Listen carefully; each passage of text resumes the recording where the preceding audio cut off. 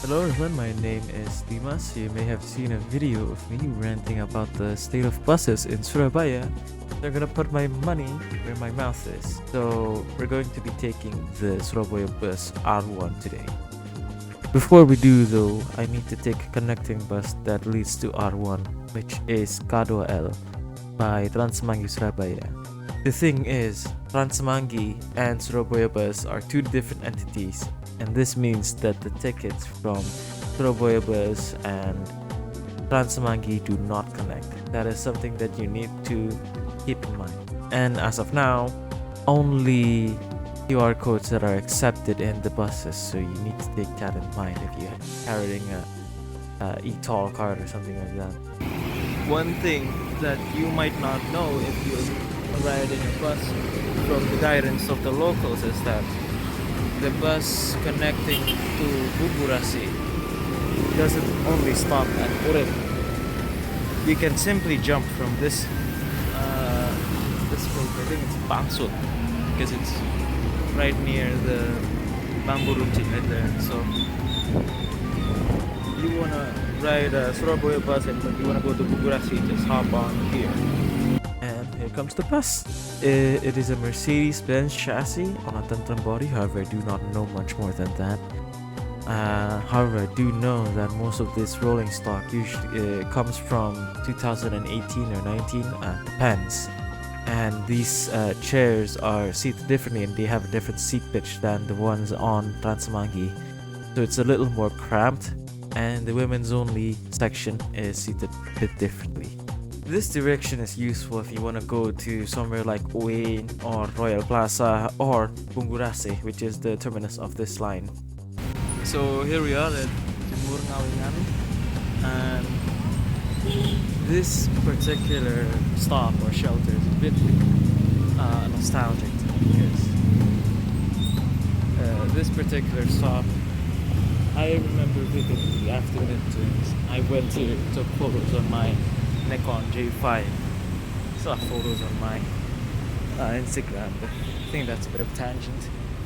If you want to go to a mall like Royal, the only places that have a crossing above the car-centric hell that is frontage Ayani, look at that, holy,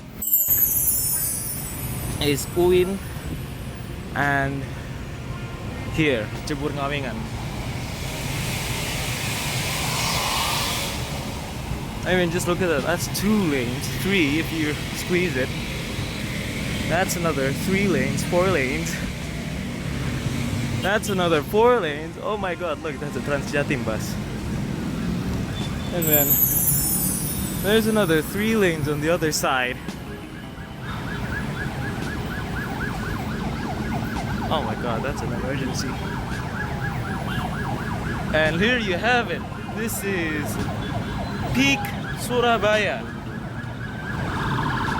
What you're seeing here is peak human performance, and if you don't like it, you're simply mad. I love cars.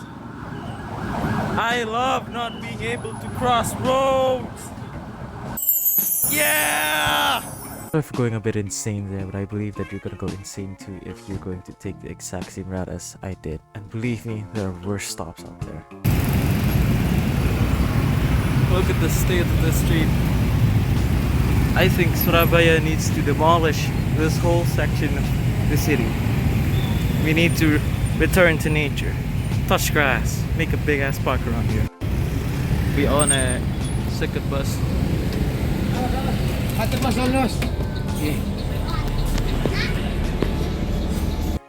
The neat thing about Suroboyo bus and the Virawiri system is that you can get physical paper tickets that you can use to get on the Virawiri and get on Surabaya bus continually. You don't have to use the tap card to have your routes connect. I hope that we could do the same thing with Transmangi. Please do the same thing with Transmangi. Here's one of the oddities when it comes to Surabaya's rolling stock for R1 and R2 specifically. Some of them have side doors. These ones don't. I think most of them don't, but it depends. The only bus lines that I see using these sorts of side doors is Kadwa, the ones that are, oh my god, the ones that are around TP, because you know the Surabaya bus ones stop on the left side of the orange barriers, and the Kadwa L ones, the Transmangi ones, stop on the other side of the orange barriers. Here we are at what people locally call People's Mall, Royal Plaza. The good stuff is usually at the top floor, because these ones really don't have anything that interesting unless there's a specific event happening here. Talking about it, I think you should make it a point to visit Royal Plaza. Everything is pretty cheap here, and you can find practically anything here if it's cheap. And that is your average R1 experience. If you're going on the other way from Bungurasi to Tanjung Perak, it's the same sort of song and dance. You're gonna see a lot more things such as TP and Kota Lama on the way if you're going past the loop, but it's the same thing with the same rolling stock and the same sort of expectations when it comes to the shelters and the headways. From a scale of 1 to 10, with 5 being reliable service and clearly marked stops, I'd rate this a 6. There's still a lot that could be done about the shelters, and this is nowhere near Jakarta levels. From how the buses are maintained, how the shelters are maintained, and how timely the buses are. It still gets trapped in traffic, it's still pretty flawed, there's still a lot of cases of bus bunching, but as a mainline service that connects the biggest bus terminal in Surabaya to the biggest ferry terminal in Surabaya, it's good that it exists, and it's good that there's semi-reliable service that you can expect the bus to come every 15 or 20 minutes if the traffic allows for it. From this video, I really hope that A, people will try this service, and B, the city of Surabaya strives to improve the service. I know that the new APBD is going to be ratified, and I know that there's going to be a second round of mayoral elections. I'm not going to say who it is, but there's really only 2 candidates, and one of them is a white box.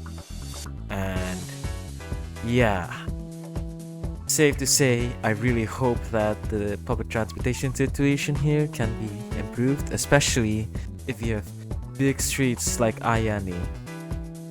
And I will do a review on the feeders someday, but that day may not be anytime close. Just depends on my schedule here as I adjust to university life. That's all for me. Thanks for watching.